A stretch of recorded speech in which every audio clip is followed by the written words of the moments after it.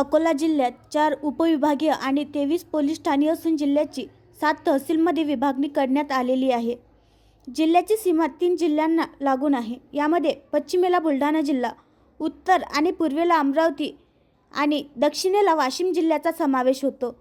अकोला जिल्ह्यात मुंबई ते नागपूर आणि वाशिम ते मध्य प्रदेशकडे जाणारे महत्त्वाचे मार्ग असल्याने जिल्हा आणि शहरातील अवजड वाहतुकीवर लक्ष ठेवण्यासाठी हिट अँड रन गुन्ह्याचा पर्दाफाश करण्यासाठी प्रभावी CCTV यंत्रणा आवश्यक आहे।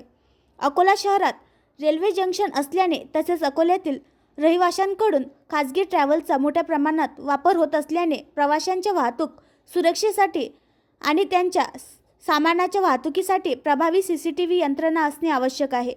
याशिवाय अकोला आणि अकोट या सणासुदीच्या शहरामध्ये श्रावण महिन्यात गणपती विसर्जन, कावड यात्रा आणि ईद ए मिलाद मिरवणुका मोठ्या उत्साहात आणि मोठ्या प्रमाणात साजऱ्या केल्या जातात। सर्व धार्मिक सण सुरक्षितपणे साजरे करण्यासाठी प्रभावी CCTV यंत्रणा असणे आवश्यक आहे।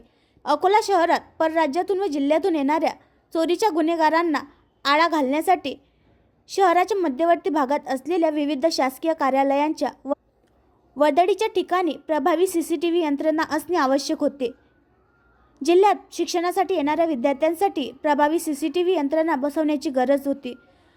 अकोला शहर हे सामुदायिकदृष्ट्या संवेदनशील असल्याने अकोट शहरातील कायदा व सुव्यवस्था बिघडविणाऱ्या सामाजिक टोळ्यांवर कायदेशीर कारवाई करण्यासाठी दोन्ही शहरांना CCTVचे सुरक्षा कवच असणे आवश्यक आहे।